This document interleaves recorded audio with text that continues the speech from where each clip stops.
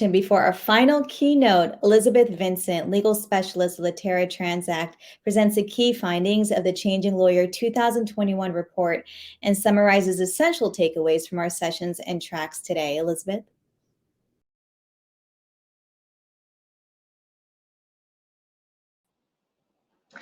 Thank you so much, Mona. I just want to thank all of the amazing speakers today that we've had. It's been a very educational and entertaining day learning about the different ways that firms are utilizing legal tech and other types of innovation in their firms during the pandemic, and to really enhance the lives of the attorneys in their firms as well as the clients that they're serving. I just want to also congratulate all of our Changing Lawyer Award winners, Honigman, Priori, Evershed Sutherlands, Farah Pepper, and Jack Newton. Congratulations. We're so excited for all of the great work that you're doing in the legal industry. So we're going to jump into some of the key takeaways from the article as well as from the summit today.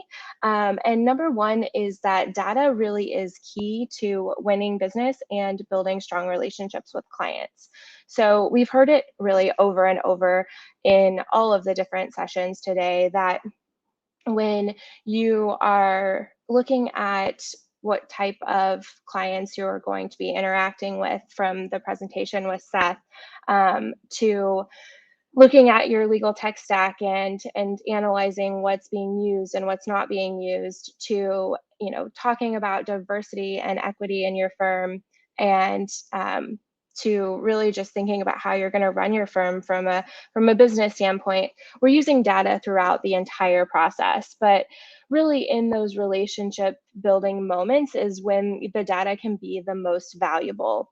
Seth spoke about how you have to be in the community with your clients in order to reach them.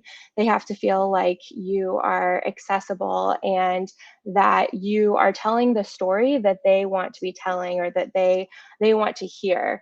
And that data can really inform you on how you're able to do that. You really just need to be going where your clients want to go. And then if you are not going there, or if the plane is going to take multiple hours, as Seth talked about, you have to be willing to rent a car and drive to get to where you need to be. Our second key takeaway is identifying exactly how technology can help solve problems for lawyers will ensure a strong take up across the firm.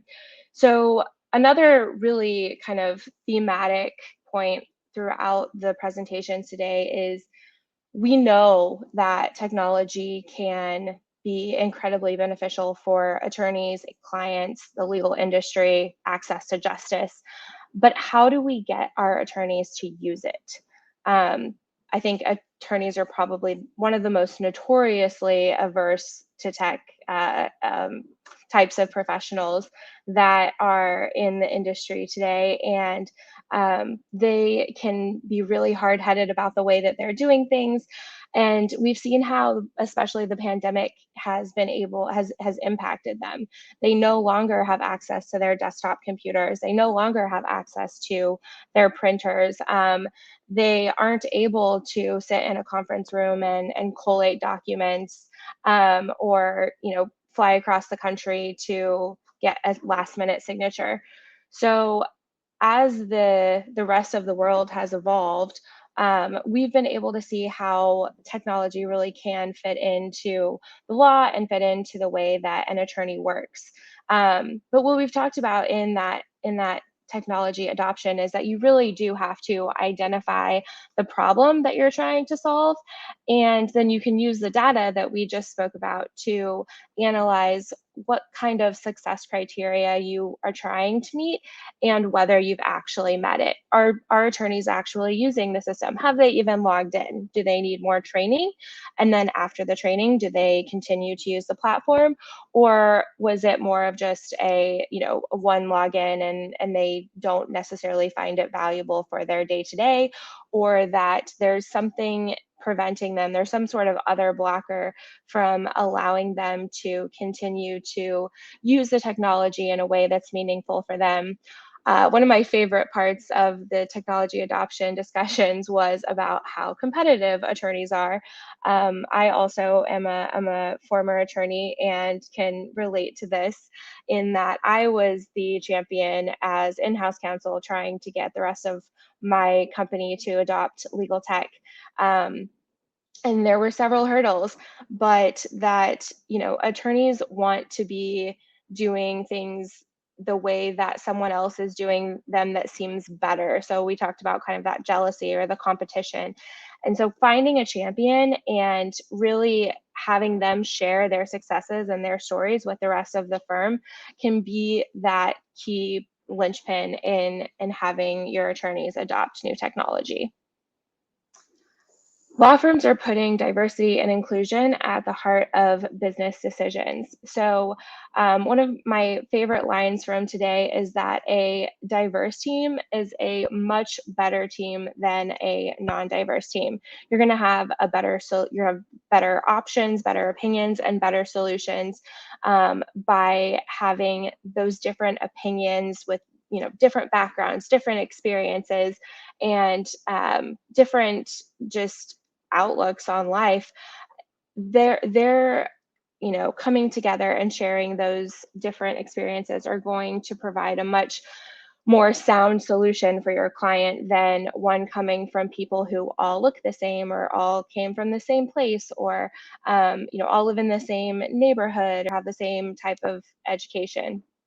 One of the things that I liked that was mentioned was the way that there are programs being set up to kind of encourage this diversity and inclusion, both in the hiring process and then in the mentoring process, and the concerns that they've had with overcoming the problematic not being in the office with the pandemic, really needing to pick up the phone and call someone who doesn't look like you or doesn't act like you, who might not be in that affinity comfort zone that we talked about, but that probably has a lot to offer and could be really beneficial to maybe a new client meeting or to a project that you're working on, and just really diversifying and spreading out the meaningful and broad types of work that can be disseminated to associates so that they're getting the opportunity to work on projects that are meaningful to them, and increasing that retention of people that are going to be the new leaders at the firm.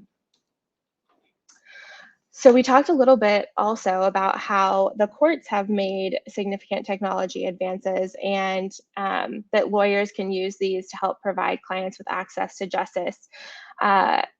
We've seen hearings move to Zoom meetings, and we've seen e-filing, and so the courts have really done well in taking up these different technologies in order to continue with the justice system.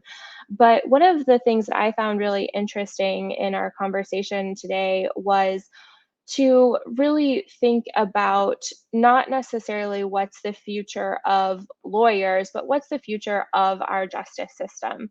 Does it necessarily include lawyers? We talked about how some of the states are allowing non-attorneys to now own legal services companies, using alternative legal services providers, using applications like Hello Divorce to get a divorce rather than having to pay your really high attorney's fees. And that was a big part of the discussion, was how do we have these firms that are continually increasing their rates and their profits, and yet we have such a a large part of the population that cannot afford legal services, and how do we bridge that gap? And technology is a great way to do that. Lastly, um, I think sometimes we really do underestimate how open lawyers are to new technology, especially now that they've had to learn to work from home or to work, on the go. They aren't able to run down the hall and ask someone to print something off or to do something for them. They have to get on a Zoom meeting or to send a Teams message. And then once they see how their associates or how kind of the innovative attorneys at the firm are using technology to make their lives better, maybe they get to jump off early or they get to, make it home early for Christmas. Those are the stories that are valuable and impactful to the rest of the firm and are going to make those attorneys say, from a competitive standpoint, I want to be like them, or I want to do better than them, as well as from a jealousy standpoint of I want to have more time with my friends and my family, or to work more and make more money, whatever drives them. So I hope that you have really enjoyed the summit today. Thank you again to the speakers and congratulations to the award winners. I really feel like there's been something for everyone. I hope that you enjoy our keynote and are excited for the Changing Lawyer Summit next year.